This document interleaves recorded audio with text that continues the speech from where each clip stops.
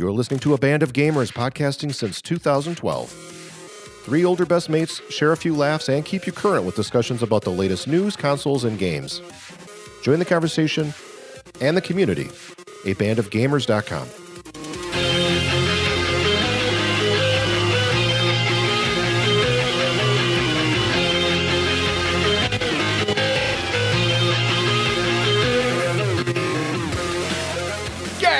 In this episode, we're going to start off with a cheers. We're going to share what's in our pint glass because we got something special. Then, in news, first you folded cardboard. Now you're going to fold some paper. Ooh. Nintendo surprises us with a new game, and it's coming in July. Man, I love when they do that. Mm-hmm. It's time to get back on that skateboard, the one you rode in the 90s. And this time, you don't have to risk breaking some bones, us old men getting on skateboards. Not a good idea. How good is your demand, your on-demand? We're going to talk about PS Now and Game Pass. I think that's where our console wars might get a little passion in there, I think. We shall see. And then we got what we've been playing. First of all, I'm Joel, your MC, one of your three co-hosts. And I'm sick and tired of being the guy behind the guy. Really? Yeah, I am. What? I affectionately refer to myself as the guy behind the guy. My two cohorts know this. I need to stand up and take some credit on occasion. Yeah. A new assertive Joel, recording in a suburb of Milwaukee, Wisconsin, USA. Joining me on this journey from across the globe, it's my two best mates. First of all, from Vancouver, Canada. Whoa. On her merry way saying, baby, what you gonna? It's Shane. Hey, Shane. Oh, yeah. Man, we're fired up here today, man. This is ABOG. We're back. It's been a couple of weeks. Feeling good. Ready to record. We got lots of talk. And even more rock. Love it. Fired up in Birmingham, England. He's handy with a vacuum. It's Carl. What's going on, Carl? Oh yeah, there we go. Yes, I'm here. I'm bringing the rock today. I've even got my Scooby-Doo heavy metal T-shirt on, but obviously, Shane has just picked me to the punch there. I'm stoked to be here, chaps. Cannot wait to record this episode. Pouring my beer. You guys pouring yours? Of course, man. Oh man, look, I got that. Look at that rim job there. That is beautiful. You know don't you like it when the foam just comes over the brim? Don't you like that brim action? Just kisses it. Just kisses the rim. Just gives you a little bit of lift off with your beer. I don't know, man. I don't got the beer rag handy, so I kind of try to avoid that. Oh man! When I'm at the bar, though, go ahead, pour it all over the place. Right? Somebody else. Don't you love that when they bring your beer and it's like just sopping down the side of the glass all over the barstress's hands and whatnot. I'm still waiting for the day where I go to a bar and it's like Tapper. The guy's like way down the bar and he just grabs the mug and slides it all. It never happens. Right? Never happens. Slide it straight down. Right? Ooh. Did that on Cheers all the time. My guy with the mustache, the Mario looking dude, and Tapper always did. I mean, come on, that's his whole game. Throwing the mugs down. Man. Well, we've all got the same beer. Special deal going on. It's called All Together. And there are, I think, like 700 breweries, if I remember correctly, around the world who are doing the same recipe. And proceeds going to hospitality, people affected by COVID-19. So for a good cause. I've grabbed one from 1840. They did an All Together. And it's their first ever canned beer. They've never canned before. Yeah. So first ever can. All of us got the same label artwork with the brewery on the backside. Different variants there for the brewery. So I've got an 1840 All Together. Shane, where'd you go? Mine is from Twin Sails Brewing in beautiful downtown Port Moody, British Columbia. Nice. Is that the place, the two-story place, right off the water that we sat at? It's a couple doors down from Parkside. Okay. That we are at. Yeah, just around the corner there. What do you got, Carl? I've got exactly the same, obviously, but from Mondo Brewing Company, which I think is how Shane just said that, down in London.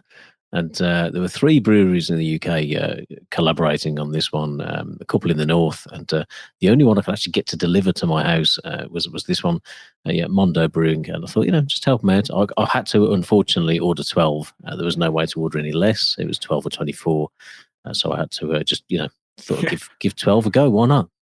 Unfortunately, I had to buy 12 beers. Yeah. I do only have 2 left, though. So this is good timing. I did you one better. They did 4-packs of these at 1840. I bought 4 4-packs, 16. Go on. Boy. 4 better. All right, guys. Cheers to more assertiveness. Kick me in the ass if you see me being the guy behind the guy again. Would you please? No problem. Thank you. Got that, yeah. Cheers, boys. Cheers, boys. Cheers. Oh, my God. Carl likes his. Damn. I think you drank like half of that glass there, Carl. These are good. Right? These are good. Man. But it's a really solid recipe. Like it's a beer you've probably tasted a few different times, but with little hints. I think each brewery have added their own little sprinkles to it. I've been drinking a lot of BrewDog stuff during this lockdown period, just trying to help out, ordering directly, trying to get that stuff in, to my door, avoid the supermarkets at all costs. And this sits right alongside them. I've really been, as you two know, enjoying this quite a lot in the past couple of weeks, and it really does go down quite nicely. It's a nice solid session percentage, isn't it? It is. It's like a juicy hazy, a little bit dank, fruitier, a little bit of a sweet, fruity taste. It's very good. Oh yeah, it's solid beer, and I think the only real difference that'll vary is just the yeast being from different parts of the world, because there's over 700 breweries around the world brewing the same recipe. So the difference in yeast will give little slightly differences in each of our beers. So you line them all up, they'll all be a little bit different, but really cool to enjoy a nice beer all together again. Love it. Absolutely. Who do you think's got the best can design? Let's just show those, because the can has got 2 sides to it. That the first side is just like a white kind of just blank piece of paper with all together on it, and then the individual brews have got their own little. I've got like a little kind of stained glass effect going on this one, like a that's really cool. Rainbow effects on there, little Mondo written on there. It's pretty cool. I quite like the can design. It does stand out, in the fridge a little bit. So. It's very colorful. It's got kind of like an aqua thing going on with this very simple Twin Sails, the TS logo on it. Very, very basic, very just clean. Keeps the can clean. Yeah, and the 1840s kind of got a busy little insignia that repeats throughout it. It matches actually my pint glass, which I know Shane and Carl have commented on before. Yeah, they like the way that looks. So very similar. Yeah. I don't know. Tough to pick a winner. It's all together, The winner is the folks out there picking up a nice brew and helping support those that need it in these times. Always bringing the positive. I love that. Totally, yeah. It's great to raise the glass with you chaps, and it's not often we get to drink the same beer at the same time, so we all have to jump on that. Right. It's been a year. It's the last time we've done that. Can you imagine if we would have planned our trip to Vancouver this April rather than last April? Oh, dude. Would have been completely destroyed. Yeah. Come on, man. Just thought about that the other day. I'm like, man, we planned that right. Yeah. Let's get into some video games before we scare away our listeners who don't like beers, right? Yeah. If they're still here. Seriously though, let's get into it. So we talked a few weeks ago about Mario games, some of our faves, what we would like to see. Lo and behold, Nintendo surprises everybody, announces a brand new Mario game coming out on July 17th. It's a new entry in the Paper Mario series called the Origami King. It's got your traditional Paper Mario style, 2D characters, kind of moving around now in a 3D world, but then also, obviously, an origami 3D look to it as well, kind of combined. I'm not a huge Paper Mario guy. Never really played any of them. First one was really good. Yeah, but that's on the Super, right? No. N64, I think. Okay. I don't know. I'm thinking of Mario RPG. You're right. RPG. Yeah, that's where my mind went then. I haven't played one of these before, and I must admit, I looked at this trailer and I was like, "Oh man, this looks so good!" Right? I love the contrast. You know, Mario rocks up at the castle, and he's doing that 2D. You know, and he's got the little white kind of buddy. surround around him, like he's been cut out of a little sticker book, and Princess Peach is there, kind of all origami, like she's all 3D and kind of 2.5D, whatever you would call it. But it's cool, and it just grabbed me straight away, and I just thought, oh yeah, a new game coming out. When's this out? End of the year, maybe 2021, and no sir, 2 months away. Oh man, Princess has that great line in that trailer when she's talking to Mario, and he responds, and she's, "Your replies are all paper thin." Man, that is dark. That is some dark stuff, man. That hit me right away. I'm like, oh man, that Switch fund, man. Right? You might even say it paper cut you deep. Oh. Wow. Man. Yeah. I've been thinking about that this all afternoon, honest. And he has, yeah. It's good. We got another announcement. Tony Hawk's Pro Skater 1 and 2 remaster coming out together on the same disc in the same game. And this is September 4th.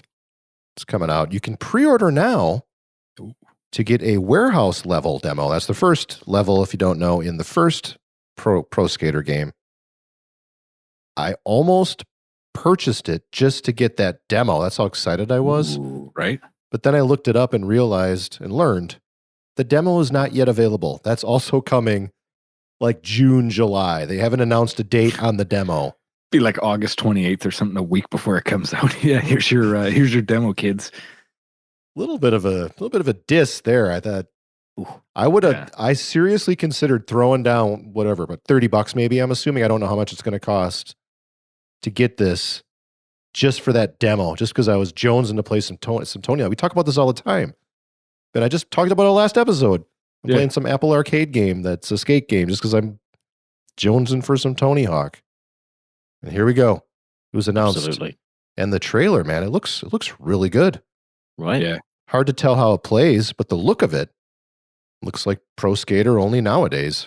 They did like the before and after shots where they showed like the old level and then the new version of it. And man, it is a good looking skateboarding game graphically. Yeah, it seems like it's a full, like a remake, like a full from the ground up remake, that rather than a remaster. Because you also got to remember, back when these games came out, there was no analog sticks back then. It was all D-pad action. So I'm sure that'll be much more smooth than it was. But no, man, correction. I played it on the N64. Whoa. Where they had the analog stick. I know I got razzed by my friends. Like, why aren't you playing it on the PlayStation? I'm like, look, man, I've got the analog stick right here. Check out my thumbstick. Didn't the resolution wasn't as good, and the game itself, maybe a little sluggish, but that analog stick, you're right, Shane. I mean, that makes a big difference. It'll be great to play it that way. It also, they had it on, I don't know if they did it on PS3. Shane Carl, I don't know if you remember, but on the 360, they did a remake. Of they did. Pro Skater, and it didn't feel right. Trash. I bought it. I was all excited, just like I am for this, but the controls just felt off. Just didn't feel right. Couldn't get into it. When they announced this, it was right away. I was instantly leery. Like, I don't know. Like, come on. Like, there's that remake, like Joel was saying, on the 360 PS3, and then there was Pro Skater 5, which was also trash. And here we come. Like, is this going to be it or whatnot? But the more and more I keep investigating, snooping around on the World Wide Web, it seems like this is going to be the real deal, people. But I hope so. There's still that in the back of my mind. I'm still leery, But hey, you know what? I'll probably still pick it up because a lot of the original music is there. I know they didn't get every tune, like they only missed maybe a handful, whatnot. But they still got Lagwagon on there with May 16th, banger of a tune, man. So it's going to be, that soundtrack's going to rip. It's going to be awesome. Heck yeah, they got the Dead Kennedys tune. They got the Rage Against the Machine tune in there. It's remastered in 4K original and multiplayer modes. I am glad I didn't bite. I the hype almost got me. That demo almost got me, but then the demo's not there. I didn't buy it. And then I remembered when all the hype died down. Oh, wait a second. They tried this already, a different developer, I think, and it didn't work out very good. So now I'm taking a wait and see before I throw the money down. I want to make sure they get the gameplay right. It has to feel right because that's the most important part of that game. And if it doesn't feel right, forget it. Doesn't matter how good it looks. It needs to have those same good tight controls. But at the end of the day, Joel, you know, and I know, and Carl might know that you know that I know that you know that I know. When the day gets closer, you know, you and I, we're going to be pulling the trigger. We're going to be pulling the trigger and getting that pre-order in. You know, I know it. I feel it. I know I'm hopefully not regretfully going to do it, but I'm probably going to end up pre-ordering it. You know, as the hype builds. You know, you get a couple of weeks into August. You know, the sun's out. You know, the flies are only landing on the cold cuts. You know, we got the beers going. It's going to be great. And then all of a sudden, you know, like 2 weeks up. You know what? Ugh, fuck it, let's do it. And we're gonna be hucking that wallet at the screen. So it'll be good. And then a week later we'll get to play the warehouse level and it'll be fun. And then we'll complain and not be able to cancel our pre-orders and it'll be good times. Woo! I'm glad you just put that to tape, as the kids say. No, they don't say that. Because I'll wait for you to play that first, Shane, and then you can tell me how that demo is. Right. Wow. And if it's good, then I'll throw my money down because the hype. I'm already past the hype. I've survived the hype. Now it's wait and see. Sounds good to me, man. I've got to say, I never owned a Tony Hawk game. All right, all right, I'm out. Yeah, right. However, I will redeem myself. I did have I had the demo. I think it was on a PS1, and the demo. I think it was that warehouse level. Like, if memory serves correctly, and I played loads of it. Like, it was one of them. You know, I'm sure like our listeners have probably done this as well. You always get a game that you have the demo, and you play the demo to death, and you never end up getting the actual game. Like, it's somehow the demo is enough, just to give you that taste. And I played a load of that demo. I really enjoyed it, but I never actually got around to buying the game or whatever. So I'm kind of intrigued just on the back of that demo alone. I'm like, oh, okay, well, maybe it's time to play the rest of the game. So I've got an eye on this one, chaps. I think hopefully it'll have some kind of online leaderboards and a bit of score chasing going on. That could be pretty cool. Get the community involved. There might be something nice to do, especially if everyone's. Oh man. If we're all still trapped indoors, who knows? But it could be good to get the community involved. I like the sound of that. Well, let's get. Yeah, it'd be brilliant. We've got a nice little conversation here. I saw that Carl put in our agenda that he was doing some PS Now, and I don't know if it was my idea or if you put something in the notes, Carl. I can't remember, but right away I'm like, okay, let's have a little bit of a face off. Let's battle. Let's put these two side by side. Because I had somebody on Twitter actually. I was talking really good. I said something about Game Pass, and then they replied and said, well, PlayStation Now is just as good. And I fired back. I'm like, no, it's not.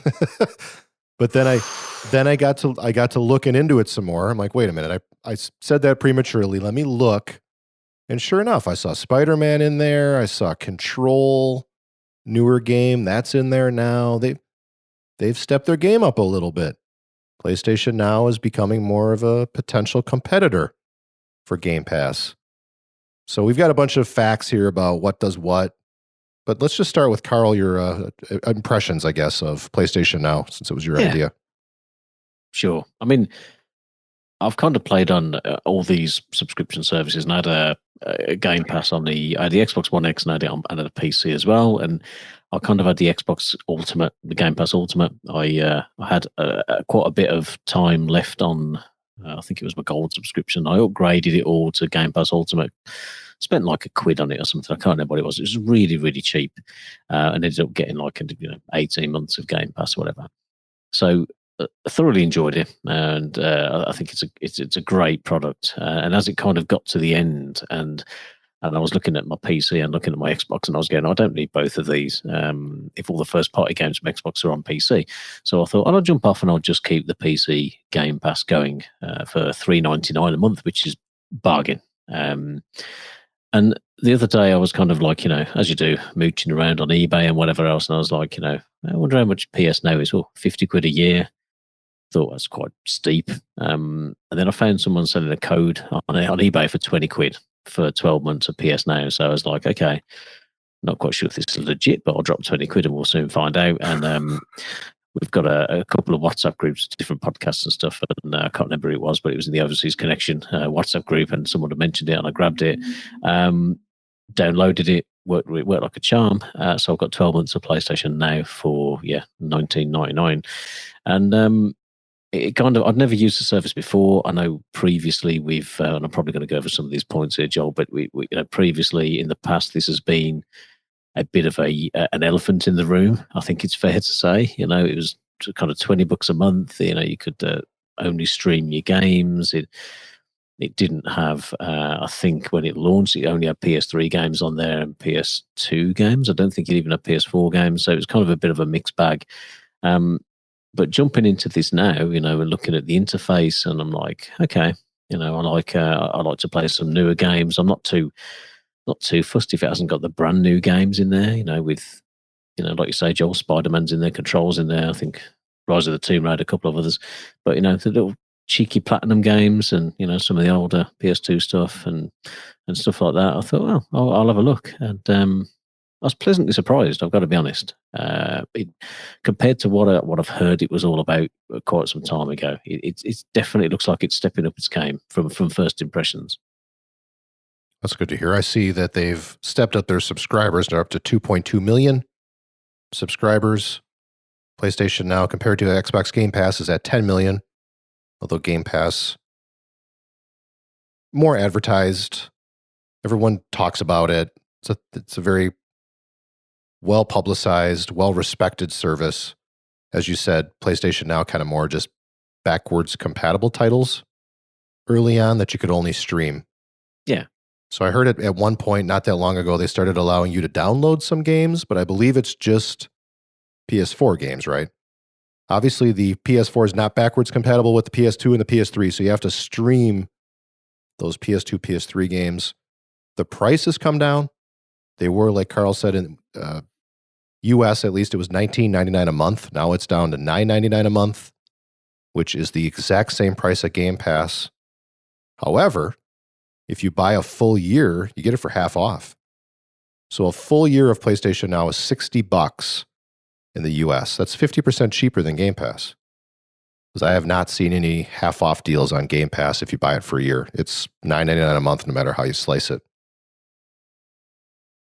And I think that's where the surprise comes in. I think, I don't really think anything, any kind of subscription at $10 a month or whatever, it's one of those you have to I'm going to get value out of it. Everything's kind of around that amount, Netflix and video streaming services, but you can always see these deals, with whether it be Amazon or CD Keys or someone who's got 3 months of Game Pass for 10 quid plus 3 months free, or every now and again a nice deal comes up and you got to jump on it. Now this standard price of PS Now from PlayStation seems like a really good price. Like I'm looking at that and going, yeah, that's pretty good. If you're looking at sort of $5 a month. I think there's a huge choice of games on there. A lot of those are older games, but the download service works quite well. Like I had a little play with it, and I've got Spider-Man. I haven't finished the campaign yet. I think I'm the last boss or whatever it is. But I thought, if I delete that and then re-download it on Now, let's see how that works. Like, does your save game all right and all the rest of it? Because sometimes there can be issues with this stuff, and it worked really well. I've got it on disc deleted the game files, re-downloaded them. Just left it running overnight. Download those down, save games on there straight away. It seemed quite user friendly, and quite useful. I mean, I'm locked into this for 12 months, so I'm obviously quite chuffed with that for 20 quid. But for me, as and when the games are coming up on PC Game Pass, I can jump in that for a month. But I'm quite happy especially at that price. Even if it was the full price for the year, I think I'd be. I don't know. I think if you're locked into that infrastructure, I think it'd be tempting. I'm very curious. So when I tried it a while ago, because they had Pixel Junk Monsters in there, and I didn't want to pull out the PS3, so I wanted to play it on the PS4, and I just paid for PlayStation Now for a month or two, just so I could play the game. But at the time, you would go into a tile that was Now, PlayStation Now, and then access like a list of games and play it. So like I said at the beginning, you can't download PS2 or PS3 games. Spider-Man, though, is a PS4 game. Does it put it like a normal tile? Just like if you know what I mean? As far as owning the disc, it shows up in your XMB as a game in and of itself? Or do you have to go into a PlayStation Now tile to get at that Spider-Man? Yeah, totally. Once you've downloaded it, it just pops straight into your menu like any other game download would. So I tend to have a folder for each one. So I'll have a folder for all my RPGs, one for my Platinum games. And I've now just set up a folder for PS Now. So I've got the icon for the app in there. And also, like I downloaded a couple of games the other day, and they just appear in that folder just next to each other, like you would in any other one. So for PS4 games, it's really tidy. It's quite clear and quite useful. Nice. So a couple more stats here. We talked about the download bit. So PS4 games you can download, PS2, PS3 you can't, obviously. Xbox Game Pass is all download. There's no stream. Everything is downloaded. So it'll take up disk space, but it's also going to run. You're never going to have an internet issue cause your game to have any latency, which is nice. Games appear just in the list, just like if you own them. As a matter of fact, sometimes I forget which games I bought on Game Pass and which games I've actually bought because they show up exactly the same way. So if they disappear out of Game Pass and then I go to play it, it's still showing up like I own it, and then it's like, oh, I'm sorry, no, it's no longer available. That's kind of odd. I wish they would put in the corner, this is a Game Pass game, just so I would remember where I got it from. Because, like a lot of us, we just buy games all the time on sale. You forget, do you own it? Is it Game Pass? Is it EA Access? Is it, how'd you come across that? Game Pass has 240 games, a lot of Xbox One. It's got some 360 and original Xbox games as well. Very few of those, mostly Xbox One. Also, it has PC games. A little less there on the PC. Titles added on a regular basis, and then they're removed on occasion as well. They've added more than they've removed, but they do cycle through. They do take them out on occasion. Xbox, where I think it has an edge, all of the first-party games. And we can argue whether or not you like Xbox's first-party games, but all of their first-party games are straight to Game Pass. And there are a decent selection of third-party games that go straight to Game Pass. So, for example, Streets of Rage 4, straight to Game Pass. It's a $40 game. I had it in Game Pass. Yeah. It's pretty slick. Super Mega Baseball 2, I think. Straight to Game Pass. Didn't have to buy it. And quite a few other third-party games. You can combine subs with Xbox. I'm just going to take the Xbox side, all right? And then Carl, you can go ahead and bring the PlayStation stuff. But you can combine on Xbox. You're live in your Game Pass. So for $15 a month, you get both, and that's the ultimate. Different than PlayStation Now. If you own or if you got the game on Game Pass and you want to buy it, you can usually save up to 20% off of that game. So you can purchase it, not have to worry about it disappearing once they take it off the service. DLC, up to 10% off the DLC. It's a lot of ID at Xbox games. I think, in my opinion, Xbox Game Pass has more indie games, current indie games, than PlayStation Now. PlayStation Now has an edge, though, when it comes to multiplayer. You do not need a Plus account to play a multiplayer with a PlayStation Now game. With Xbox, you need gold. You have to have that additional tier of service to play that multiplayer. All right, Carl, bring the PlayStation Now side. I would say, obviously, I've used Game Pass for a couple of years since its inception. I think it was 2017 or something. I've been thoroughly happy with it. I think it offers great value for money. And PS Now is obviously lagged behind. I've never thought maybe I should jump in and stream. Certainly not stream my games. The ability to stream them on PC gets my attention a little bit more, because I'm kind of sat there with dual screens and actually, while I'm watching a video or watching a gig or something on my other monitor, maybe I could play a little something, or and the streaming seems to be pretty stable. It seems to be pretty solid. I've had no issues with it so far. In terms of the game selection, there's a whopping amount of games on it.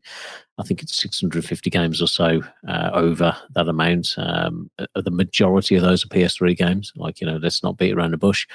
But there's a wonderful collection of PS3 games. There's some fantastic first-party stuff on there, which if people have come into that ecosystem with a PS4, they wouldn't have had the chance to play. There's quite a few PS2 on there, not loads. And the PS4 games, I think they've definitely been kind of sprinkling them in there. I think for Sony, this is kind of the streaming is where they want to get to. They the downloading of games was added after. I think they would like the streaming to be the main driver as technology moves forward. So they've got that infrastructure there ready. In terms of the new games like Xbox, obviously they Gears comes out, Halo comes out. That's going to go straight on Game Pass. But we're not saying anything bad about Xbox, but the first party sales of games like Horizon, God of War, Spider-Man and the like, if those games are shifting, let's say 10 million units or so, I'm sure of those games shift around that many.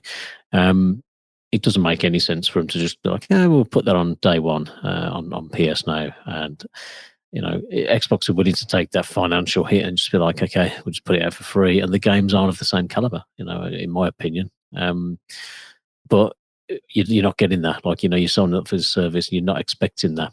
So there is no pressure from Sony to be like, we've got to put some first party stuff out, really, because that's not their model. That's not their game plan. This is sitting alongside the cash they're going to make from their first party titles, of which they are significant and of quality. As a subsidiary service, would I pay $20 a month for it? Absolutely not. Would I pay $10 a month for it? Probably at a stretch, I think. But I think if you can pay for a year of it and get it for like $5 a month, PC Game Pass is $3.99 a month. You're not getting, in terms of the quality of the games, you're not getting as good value for money, I think, against what you're going to be getting on PS now. But it all depends on how you're built at home. Can you download these games, or have you got the ability to stream games at all? Xbox gives you that handy little thing where you can download them all. But for some people, room on the disk drive is even more important. Maybe you don't want to keep downloading games all the time, just jump in and play a bit of something. I found it quite surprising. I think the service is pretty good, and not what I've been led to believe by the media. I would say with PlayStation, you said that they'd prefer you stream it. Well, then why did they add the downloadable versions? I think they would prefer to give you both choices, but they did add downloadable because they took a little bit of a hit. I think people were complaining. Well, you can download them on Xbox, you can't download them here from Game Pass at that point. And for people who don't have really great internet like we do, streaming it isn't always a great option. You don't want latency in an intense game, and they do have a lot of games on there. And for the Xbox, they're all about it. It would appear their future is all about services, right? They want to sell you Game Pass more than they want to sell you the disc. I mean, that's the way it would appear. And if they have 10 million subscribers right now and room to grow at $10 a month, don't think they're worried about selling a disc. They are buying up studios. They are interested in competing as far as being as good as Sony on their first-party titles. But at no point I don't anticipate them saying, okay, now that we've got a Horizon Zero Dawn and a God of War and games of that ilk in their first party, they're not going to take them away from Game Pass and just put them out on disc.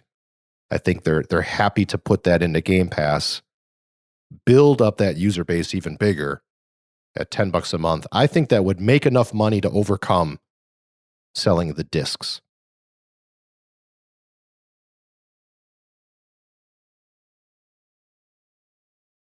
I don't know. I think I've always found the idea of Microsoft chucking these first party games in strange, like on day one. Like you are causing yourself a massive revenue problem. I know they don't need the money, but just the same as they don't need the money, and they have to catch up. Like, Game Pass has been brilliant for them in terms of trying to level out the playing field a little bit in this console generation, and I'm sure they'll go on to do great strides in the next one. But Sony are in a position where they don't need to do that. True. They make the best games, in my opinion, as a first party game. They make the best franchises for me. Those games sell like gangbusters, and people know that they're going to be getting a quality product. PS Now was kind of an afterthought for them, even though it was predates Game Pass by quite a few years, and obviously it was floundering. They've had to slash the cost of it. They've had to give people the option of downloading, because you're right, Joel. Game Pass is offering all this stuff for less money. It's a slicker service. But what's interesting to me is jumping across into that, back into my comfortable Sony ecosystem and having a look back at this stuff. I'm like, okay, this isn't the driver for Sony. Like, this is all Microsoft's got is Game Pass. Let's be honest. Like, if Game Pass doesn't succeed, they are in trouble, because they're not selling the first party games. Like, they are relying on it for their income and all the rest of it. Now, for Sony, it's a second kind of thought. It's like something on the back end. They're like, okay, well, if we, if we can increase this by another 1 million users in the next 12 months or 24 months, I don't know what their strategy is. It's all gravy. It's all stuff added on. They're still selling Plus. They're still selling consoles. They're still selling the first party games as they come through. But if Xbox don't sell Game Pass, then I don't know why else you would buy an Xbox One at the minute. Like, it's a very compelling. Game Pass is excellent. I'm not saying it's not, but it's the one tool in their arsenal that they've got to fight with. Whereas it seems like to me Sony's fighting on other fronts, and this is just catching up now. Like, it represents really good value when you compare it to Game Pass. Yeah, I think I completely agree. Xbox was playing catch up. They both are selling really well. Now, PlayStation has sold a lot more, but Xbox and Microsoft's not going broke on Xbox. They're making money. They're still selling plenty of consoles. But it does give them a competitive advantage and helps potentially level the playing field. It hasn't leveled it yet, but it will. I think it'll help with the next generation of consoles, having people in their ecosystem with Game Pass. You're invested in Microsoft. You get the new console. Plus, they've added this smart delivery where the games will play on both systems. I think they're building for the future. I think it was a very smart play on their behalf. Sony, you're right. They don't need this. They've got the great first-party games. They're going to sell the discs. They don't need to put them in their service, especially when they have 2.2 million subscribers. They're going to make more money selling the Horizon Zero Dawn 2 disc and selling the God of War 2 disc than they are with 10 million subscribers, putting them straight forward. But they are playing catch up a little bit. They want to have something to say, well, we got that too. We've got something similar. So I think they're not going to just give up on that. They are going to try and compete. But to me, PlayStation Now is like their answer to not having backwards compatibility. They have great backwards compatibility with that service and are starting to get more PS4 games in there, which I think is they're trying to tick a box to say, we got that too. Yeah, that's fair. I think they've still got the ace in the hand, in my opinion, that they've, at some point they can offer this, like Microsoft have done with Game Pass Ultimate. It's Xbox Live and Game Pass all in one, and across all the, the different platforms. So Sony could approach that at some point if they wanted to do that, and offer one all-encompassing, like, little ecosystem. It's all there. It's like they're learning, they're taking a bit of a steer from what Microsoft have done, and they're like, okay, let's chuck that in. And you're right about the backwards compatibility point as well, because if you've got a service like Now, is it necessary to be backwards compatible? Really? It's something I thought long and hard about that I wanted from a console. I want to be able to put my old discs in it and run them. But I think as time goes by, you kind of like it's a toss up between having that the ability for the system to do that, and then the kind of the ease of access of just being like, I'll just stream that, you know. It comes across of whatever way is easier for you. You know, if you're a collector with hundreds of games on the shelves, do you want to be putting them in there, you know, and doing them that way, or do you want to just be, you know, downloading it from Game Pass or PS Now and or just streaming it, whatever. It may well be that Shane will come out on top of this. The arguments about backwards compatibility, we'll have to see in a couple of years' time. I'm curious too with Xbox having cloud gaming, and Sony I'm sure will as well. But Xbox they've been beta testing this for quite a while. They're gonna lean heavily on cloud gaming, and Game Pass for that seems like a really nice tie. To be able to take your iPad, your phone, your whatever on the road and have access to all your Game Pass games. I'm just curious how they're going to price the cloud. Optimistically, my wallet would love it if they just included the cloud with the ultimate subscription. That's the combo Xbox Live with Xbox Game Pass, $15 a month. I would love it. Maybe it's naive of me to think of it this way. It's probably going to cost something. But wouldn't it be great if the cloud gaming worked with just those two subs? I could see that. I could see that happening. And just the same as I'm saying, like, you know, Sony have got this other option to roll Now and Plus together. You know, Microsoft and Slouches, they've got this already. It's market leading. They are doing great with it. So they've got to have an idea of having what's the next step for Game Pass? What's the next thing that they're going to add to it? And cloud gaming might exactly be that, Joel. You know, they might be thinking, we've got that up our sleeve. Like, so if Sony bring, you know, all of a sudden Now and Plus is, you know, 15 a month or I don't know, whatever, then they'll have a similar approach. You know, there'll always be something up the sleeve. And cloud gaming is exciting for a lot of people. And yeah, it wouldn't surprise me. What do you think, Shane? I've been sitting here listening to this. Do you have any comments? Yep. Any thoughts? All right. Cool.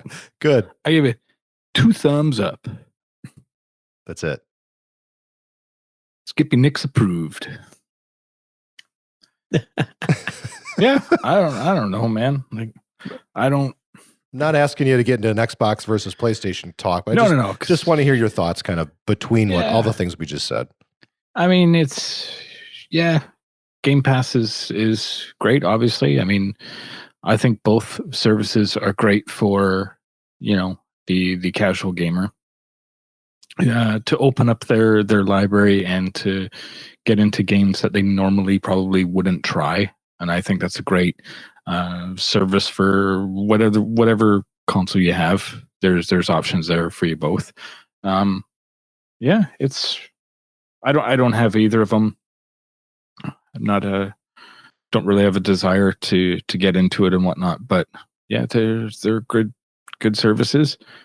The PlayStation Now, I think, goes back to when Sony bought that gaming streaming service, Gaikai, I think it was called, or something, which actually predates the PlayStation 4. So they've had that.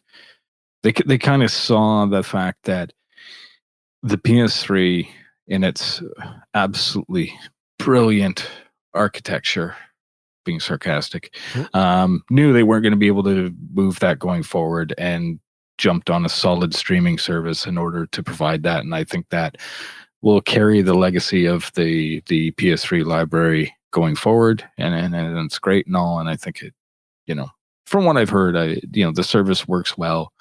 It's been pretty solid, even if you have a slower internet connection. Like, there's a lot of places in the world where you can't get, 100 megabyte download or, terabyte download. You can't get that. You're, confined to, smaller rates and whatnot.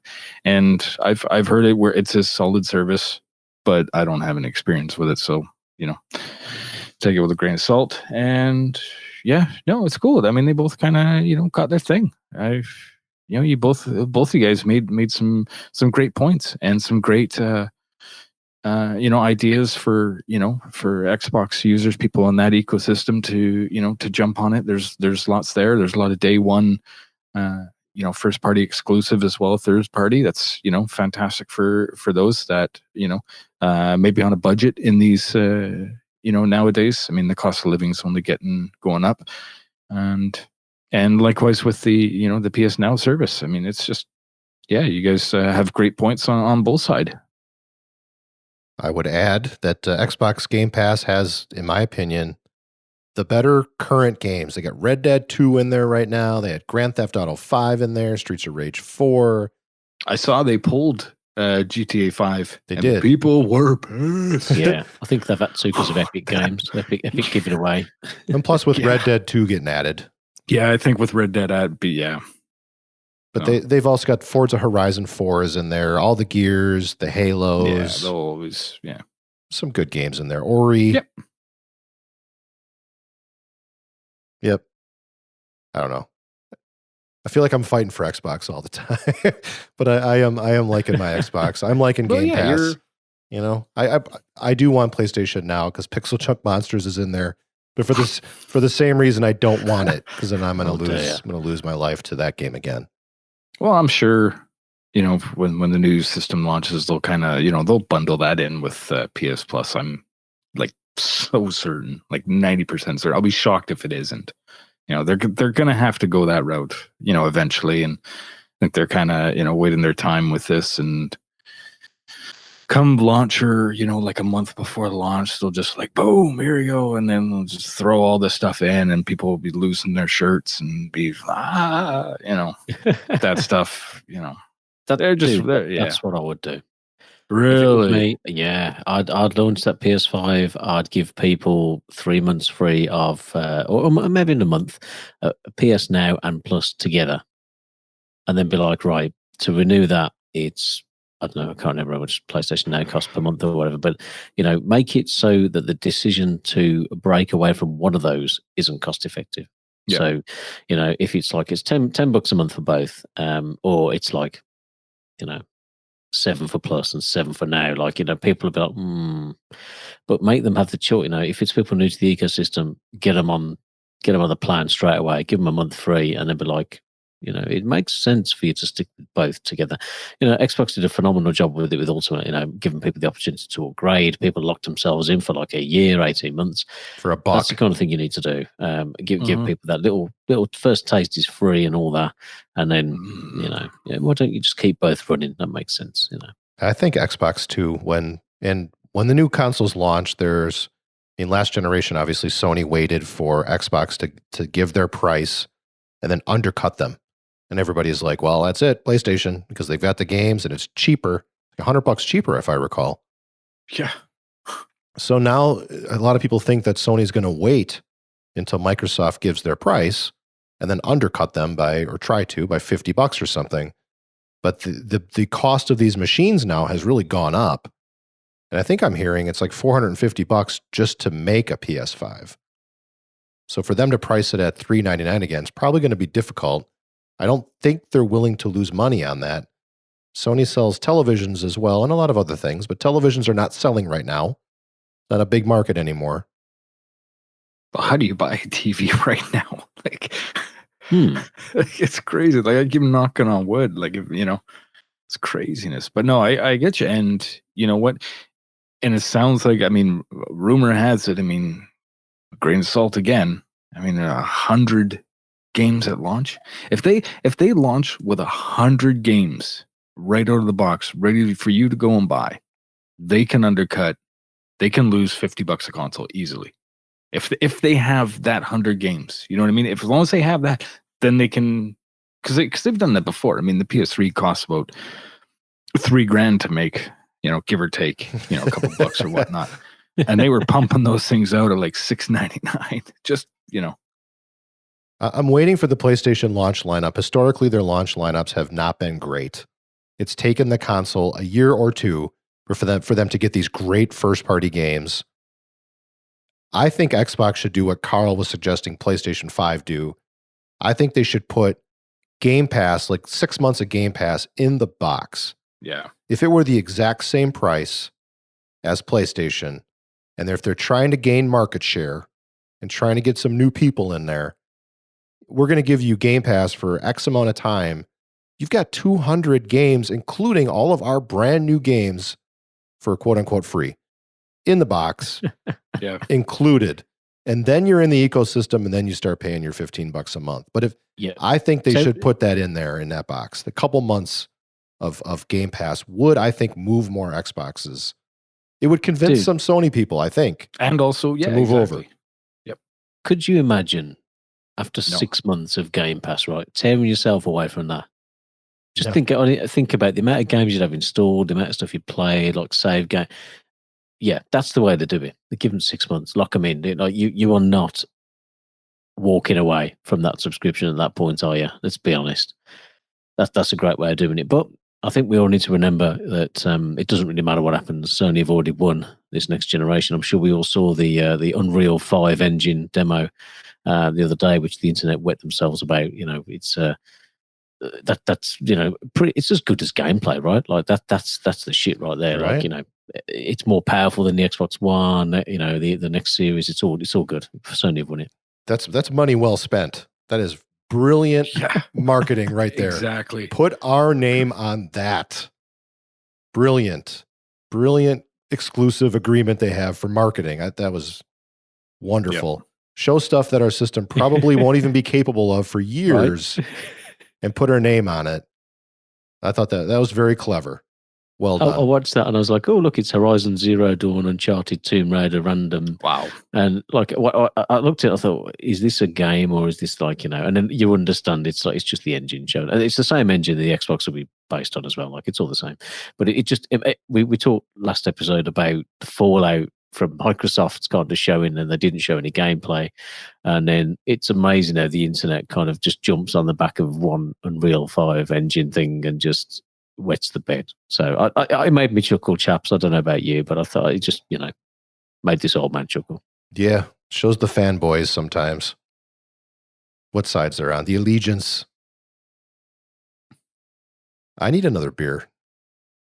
Yeah, I think with you on that, bro. Like, same. I'm enjoying this all together to the point where I may need another one. Tasty and effective brew. Yeah, we have another one. We should. Let's do it. I'm going to go grab one. Yeah, if you guys want to go grab one, I'll start talking about what I've been playing. Ooh, sounds good. Come back and tell me what you've been playing. So I've been playing Streets of Rage 4, which I got on my Game Pass. Pretty awesome. Didn't have to pay for it. It was right there. Pretty excellent entry in the franchise. It fits right in. It feels like Streets of Rage. I'm really impressed with how Streets of Rage that game is. It's a new developer. It's been so many years since that game has come out. But it brought me all the way back to the Genesis days, which I was a big Genesis guy. Streets of Rage 1 and 2, two of my favorite games on that system. To have this now as part of Game Pass with the hand-drawn heroes, they look wonderful. And it's some of the same heroes that I played way back in the day. I played through the first time as Axel. And Carl gave a review on the last episode, so I won't get into too much detail here. Just go back, listen to his awesome review of this game. But great playing through as Axel. Seen him with his dad bod, kicking some ass with that big beard. Pretty awesome. I would say the game is a little bit long. I remember Streets of Rage as far as being able to play through it in one sitting. And I think it was like, 6 hours or something to get through this game. And lots of replayability. But the world we live in now, if you make a 2-hour game for $30 or $40, whatever it is, people be like irate, right? They're coming for you with pitchforks if you're that developer. Ooh. Make that game that short. So I understand why they made it 6 hours. But Streets of Rage, to me, sit down, play through it, play it again. And they did put some nice carrots in there. They're giving you a score in each level, which I thought was great. I got a lot of D's when I was playing through on normal. Nice. Bumped it up to easy because it got kind of hard as I was making my way through. And then I started getting like C's, B's, occasional A. And then after you beat the game, you get some downloadable characters, including pixelated versions of the hand-drawn characters. You get the old version of those characters. But man, Carl, you were right. I loved Streets of Rage 4. couldn't put it down. I think I played through it in 2 sittings. It's great, man. Yeah. Yeah. Surprising. But they nailed the feel, didn't they? I mean, Totally. For me, when I was playing through, I was like, yeah, this just feels like I was playing Streets of Rage 2 back in the day. Like it really did nail it. Especially though, they changed the graphics up. They did that nice cartoon kind of comic strip change to it, which I like so much that and I don't know about you, Joel, if you've had a chance to play through as any of these kind of original sprites from the other games, but that kind of pixelated style, it still fits well. Like it still looks like it deserves to be in that game, but it doesn't pop as nice. Like I'm like, I get what they've done. It's a nod of nostalgia, but I wish that perhaps you don't have to play as them, obviously, but I wish they'd just had more characters in that same style. Really, I did like that risk reward for your super moves. I thought that was pretty smart, like you had mentioned last show. But yeah just seconding what you said last episode. That's not even a good way of saying it. I agree. Your review was spot on. It's a really, really validation. Really, really fun game. Besides that, I've been playing some Red Dead Redemption. After beating number 2, I needed more. I said last episode that I went and watched some YouTube videos of kind of see where 1 started out, just to tie the 2 stories together. But I needed a deeper dive on that narrative, tying those narratives together. So I went back and started playing Red Dead Redemption 1. I originally played it on PS3. This time I'm playing it on Xbox, and they like did the up-res thing with the 4K and all that stuff. Looks pretty crisp, but still has a ton of draw in. So even though it's like all like up-resed and crisp looking, you still are just coming over like a cliff or something, and you see all the trees draw in, and it still coughs and wheezes like any other last gen game. The power of the Xbox isn't fixing that draw in, or the Xbox One X, but very good. I'm not sure I'm going to get all the way through it. I mean, I'm enjoying playing it again. I like the story, but man, what a stark contrast from the second to the first. They improved so many things with 2. It just, we shall see. I'm like 5 hours in. I'm like, yeah. And I've already played it. I've already beat it once before. So I know what happens. I feel like I've gotten the ties to the story now. Just, there's some things in that game that just, 2 is just awesome. Beautiful. I mean, might be one of the best games of this generation. 1 is a 10-year-old game. And to go from that to that, it's just, it's a little harsh. We shall see. But on a positive note, if I leave my horse like 3 towns away and I'm, 20 miles off, I can just whistle and there he is. Boop, he's right back there with me. Nice convenience. I always got my horse next to me. Bless him. That's for me. A little bit of Super Mega Baseball 3. Only played 1 match, so I'll play that some more before I talk about it. Did you pick that up on the Xbox, Joel, or? I did. Yep. Is that on Game Pass? No, it's not. Ah, man. And it was like, what, $40? A little bit more expensive than. Oh, okay. I was hoping because the second one was on there, like maybe they'd drop that there as well, but. No, it wasn't a Game Pass game. I love my Astro A50 headset. I love that headset. I don't own 2 of those. I don't have one on PlayStation and one on Xbox. But I've been favoring games that are available on both systems on the one where I've got the great headset, to be honest. That's probably the deciding factor right there. Sadly, no one's playing it on my Xbox because I played through 1 game earlier and there was 0 friends on the leaderboard. Zilch. Which kind of sucked. I love the score chase in that game, and I had no one playing it. But then again, last time it was Game Pass, so of course everybody had it, right? Like, oh yeah, I'll get that. I'll play that, no problem. That's a good game of baseball, right? Super Mega Baseball's a Heavy Metal Studios. They're up by Shane, man. They make a great game of baseball. Yeah, the pride of Victoria. British Columbia, the capital of British Columbia on Vancouver Island. They're beautiful, beautiful area. I love Victoria. Great little city, great studio, and Super Mega Baseball 3. I almost died. Wow. Just a second ago. I almost like What? right. I know. It's like I thought that was a had beer like hiccup a- at first. I don't know. It wasn't a hiccup. It was like a COVID gasp or something, man. What's going on over here? Right. Oh, I know. Rip.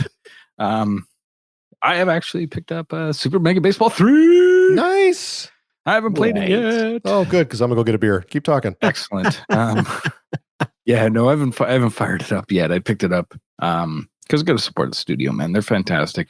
Number 2 was excellent, and for everything with number 3, they've kind of gotten away from bit of the goofiness. They've left some of it in, but like some of the some of the goofy plays and whatnot, and robbing home runs, they've kind of taken out and got a little bit more of a simulation, a bit more serious approach, but with leaving in some of the the batter getting beamed and then falling face first, or the pitcher getting hit in the where with a line drive, stuff like that still in there and whatnot. But it seems like it's a bit more of a serious turn, and they had this great franchise mode and whatnot to the game to really keep that gameplay going. So it's always a solid game of ball. So should fire that up in the next couple of weeks. I've still been just enjoying MLB The Show 20, which is just a beautiful, beautiful game of ball. Man, that's such a great game. So I'll have to do a bit of a juggling act here. I was going to say, like, you just picked up Thank you. MLB, and then That's what I do. Yeah, and Yeah. just picked up MLB The Show, and they're like, The show. I need another baseball game. Baseball game. Dude. Yeah, Yeah. come on. It's more of an arcade style. Although they've a little bit more realistic this time around. The menus are more serious. It's just menus. it's a more serious version. There's seriousness. So Shane, a lot of serious. Yes, play that so we can talk about it next time together. I will. Okay, noted. I mean, I picked up. There was like Chell, and then I picked up that other one that wasn't that great, and then there was like another one that also wasn't. It was all right. Yeah, man. I like to. Yeah, man. I'll pick it up. Sweet. Just let me know. All right. Send it. I thought you said you bought it. Mega Baseball 3. You didn't buy it. Wait, what? I bought it. Yeah, Super Okay. Mega Baseball 3. Yes, I do own. Yeah, 100%. Well, play some. Confirmed. We can talk about it next time. Yeah, we'll fire it up. All right. Yeah, you two can talk about it next time. Yeah. You don't want to talk about it, or No, I do, but I just don't own it yet, and I'm trying not to buy. You can still many talk games. about it. Yeah, you can I still can, I guess, interject. I could do. I can sprinkle some gems in there. Like a legit, jewel. legit Yeah. gaming podcast. Just act like you own it. There you go. Act like I own it. Yeah. That's my mantra for when I go out in a club. You know what I mean? I act like I own it. It's fine. Yeah. Pet peeve. I shouldn't go there, but I'm totally going to go there. The fanboy podcasts where they buy the other system just so they can say they have it, act like they're impartial, and rip on it constantly. Oh, I own that system. I played that game. It's got dust on it. It's garbage. It's total garbage. Wow. Didn't see that coming. The same game. Thought you were gonna love that competing system game. Man. No. Oh. Disgusting. All right, Carl. What you been playing? There is room in my life for all these systems. I don't just play on PlayStation. I have been hitting the Switch a lot in this lockdown period. Playing a lot of games with the missus. She played through what was the Marvel Ultimate Alliance 3 with me on the Switch, so that took some perseverance. Now, a game that's been in my backlog for a little while, or when I say backlog, it's been on the list of games that I haven't yet bought, but I really want to play. So it's kind of like in the backlog -1, if that makes any sense to you. Nope. So I picked that up, and I was like, do you know what? I need a new game. We want to play something together. And Joel had spoken really highly about this a few episodes ago. No, I didn't. Said he couldn't put it down, etc. So I thought I said I put it down. So this is my first Luigi's Mansion game. I haven't played any of the others. They kind of around on the GameCube and 3DS. I wasn't really into them at that time, so I never really got into them. They always look fun. It was the kind of game I might be into. I mean, who doesn't want to Ghostbusters with a vacuum? But Yeah, I thought, jump in the Switch, give it a go. The thing that drew me into it was the 2-player, which I'll come into in a minute. Like just being able to go through it co-op just sounded like right up my alley. But first off, like it's not really a mansion that you're in. Luigi's kind of falling asleep on a bus. He's kind of on a bit of a vacay. He's off to a hotel, and as happens with every Mario game, everyone gets kidnapped, and Luigi's left on his own, and this suspiciously haunted hotel to try and sort it all out and get everyone there. Everyone's been trapped in these paintings basically now, so try and rescue them from those. The only problem with that is everyone's caught on the top floor of the hotel, and all the elevator buttons are missing. All the different ghosts have nicked them. So you basically have to go for the game. On each level, there's kind of an elevator button, or maybe two. You have to get them through a series of puzzles or boss fights and stuff. It's fairly straightforward stuff, but thoroughly enjoyable, I've got to say. So the thing that kind of grabbed me about it was the 2-player option. Traditionally, Luigi has just gone about this on his own. This game introduces a new co-op partner called Luigi, basically like a green jelly dude, which is a alter ego of Luigi. Nice. Has different abilities, so like he can kind of pass through grates and things, and he'll fall down gaps in the floor and things like that. So you kind of, if you're playing this in single player, and I can only imagine how frustrating or how difficult it does get. I know, Joel, you said this was quite easy, the first few levels. I guarantee if you play this game for a bit more, you might find some of these boss fights really quite difficult. The fact that me and Faye were kind of teaming up and being able to coordinate how to defeat some of these guys. I'm like, right, I'm Luigi, I'm going to go over here, you've got to cover me, you've got to do X, Y, and Z. It was difficult in co-op, but it kind of, just jumped out to me as a game. I want to get into it. Simple and fun kind of game that, you want to spend. You can pick it up, play a couple of hours, drop it down, jump back to the next night.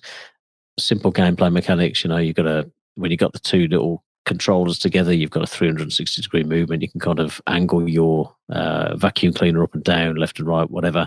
When you split the controllers apart, your movement is a bit restricted. You can move your vacuum up and down and left and right, but you can't rotate it around, 360 degrees kind of thing. So it makes it a little bit more difficult. It's simple at first. Joel, you've said that. First few levels, quite basic, helps you get into it.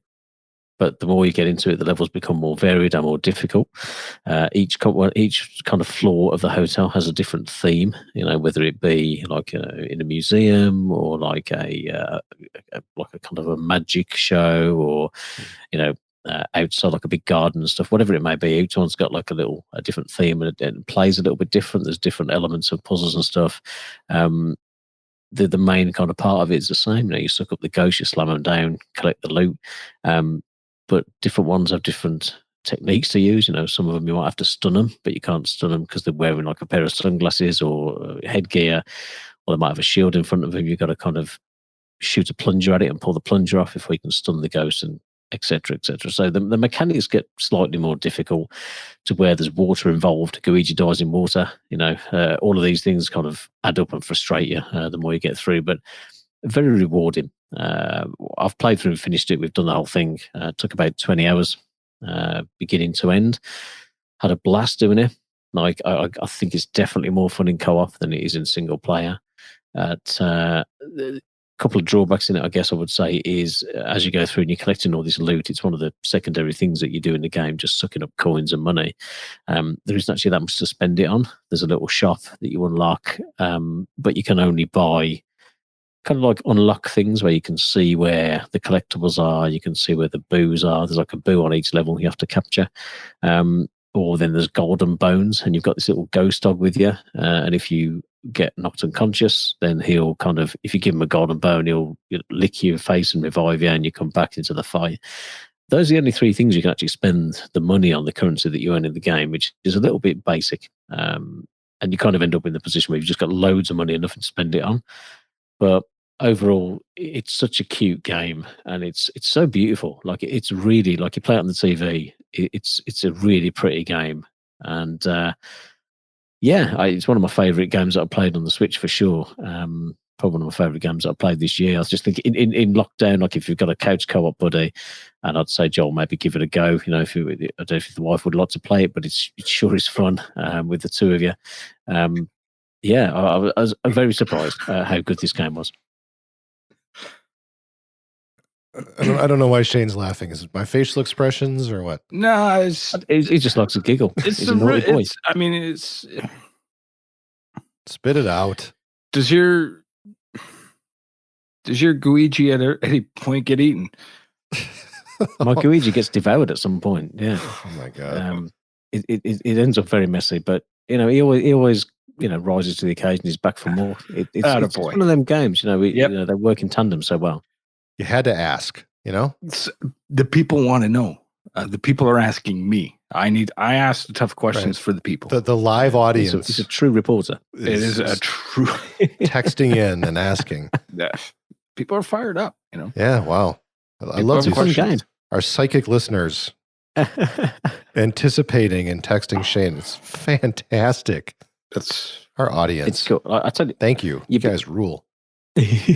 You'd be hard pressed to find a cuter video game. Like when he was walking around his hotel, and like everyone's gone. Luigi's a big scaredy cat, and he's like Mario, and he's like crying out for him, and he's tiptoeing around. He's like, it's so well done. Like it's a simple game, but man, it's fun. My problem with this game was the OCD that I got collecting those coins made it real tedious feeling. The fact that you say that those coins mean nothing and there's nothing to buy with them, almost nothing, may have sort of fixed my problem with the game, because I kind of was enjoying it otherwise. A little cheeky. I mean, very cheeky actually at times, but I just was spending way too long in levels finding all of the coins, which are everywhere. Like you search a corner and then you have to search it again to get more coins. It's just nonstop like coins. And I just got way OCD on those coins. So maybe if I played through it, didn't focus on the coins as much. If you don't need them, you get plenty as it is. You can afford everything with the plenty that you get and not have to go OCD about them. And maybe Shay'll play it. I think you need 2 cards though, right? No. Oh, you do. Oh, it's couch co-op. Keep it in the dock. Play it on the TV if you can do. Okay, because we got 2 switches, but I'll just play it. No, you need 2 carts for that. Yeah, just do the couch co-op to get the Luigi going on. Absolutely. And it takes a little bit of time to unlock him. Like it's a couple of missions in, so like but when you get to that point, and honestly, I think I don't know if I still would have finished the game, but I think I would have got quite frustrated. There's a couple of boss encounters which are just it's a challenge with 2 of you. So I'm like, that would do my head in if I was doing that on my own. But yeah, so we played through that, smashed through that, 20 hours of that, and I was like, okay, we need something else to play co-op. And I've got loads of games downloaded on the PlayStation, but we picked up Ludo. Do you remember Ludo? Ever the board game? No.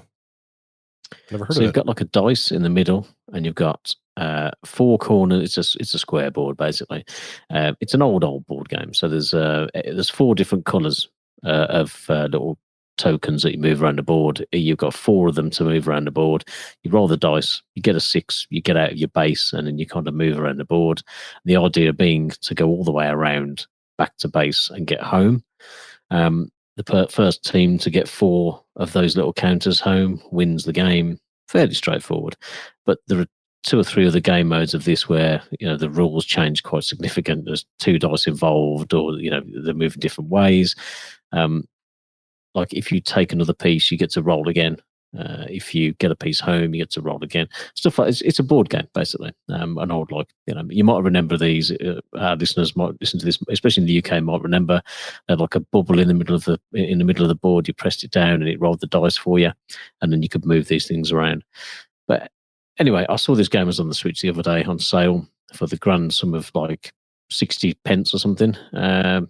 Well under £1, and we sort of said, I used to love Ludo as kids. Let's grab that. And so far, 18 hours in, it's become the perfect game to for having a beer. But let's do some Ludo. It's just random. There's no skill involved really. You kind of have to give some consideration to where you're moving your pieces and stuff. But it's just a simple board game. But the Switch is full of these games, which is like pence or a couple of quid or whatever. And grabbed it, thoroughly enjoying it. It's whiling away a bit of extra time in lockdown. Perfect for that. And it's got no online or anything. I don't think it's purely couch co-op, but yeah, fun for under £1. What more can you ask for? Can't beat that, man. You could ask for a good partner willing to play video games with you. I mean, that's worth something right there, right? I mean, come on. Yeah, I'm lucky. So Brad does this thing. He's our fourth chair in written form. But go to our website, check them out. abandonedgamers.com/blog. It's recommending records every 2 weeks now, maybe every week when he gets to it, but he does a good job. And the current recommendations testament, Titans of Creation, we talked about that last episode. Sitting here on the edge of my seat, waiting for the next one. See what he's going to recommend. Then he puts it in our Discord, asks for feedback. Speaking of, you should join our Discord. Love to have you there, part of the community. Get you in on the conversation. React to this episode. What do you think of our PlayStation Now versus Xbox Game Pass chat? Let us know. You can say so in Discord and let us know on Twitter or Instagram at A Band of Gamers. We've got a Facebook group. Got an email address too, abogpod@gmail.com. I got to stop saving that until the end. When 75% of the audience is already like, yeah, bye, But hey, thank you so much for listening. We appreciate you. You mean the world to us. It's why we do it. Otherwise, we would just hang out and play games online, which we could do, But yeah, because you're there listening, we do this. So thank you. Really, seriously, bottom of my heart.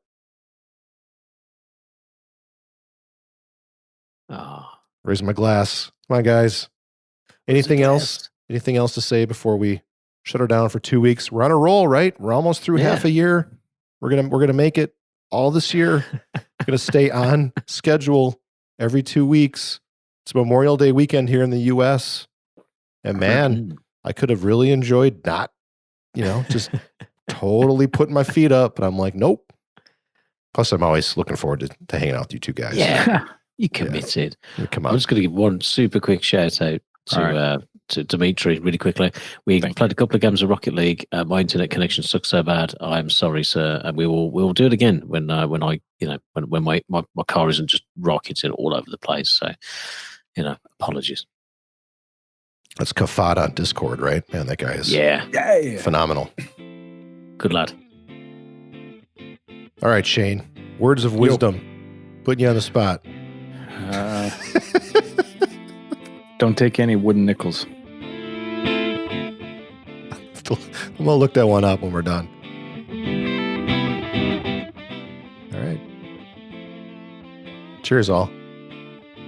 See ya. And tune in next episode for a lasagna of a conversation, including Super Mega Baseball 3. Ooh. Love it. See ya.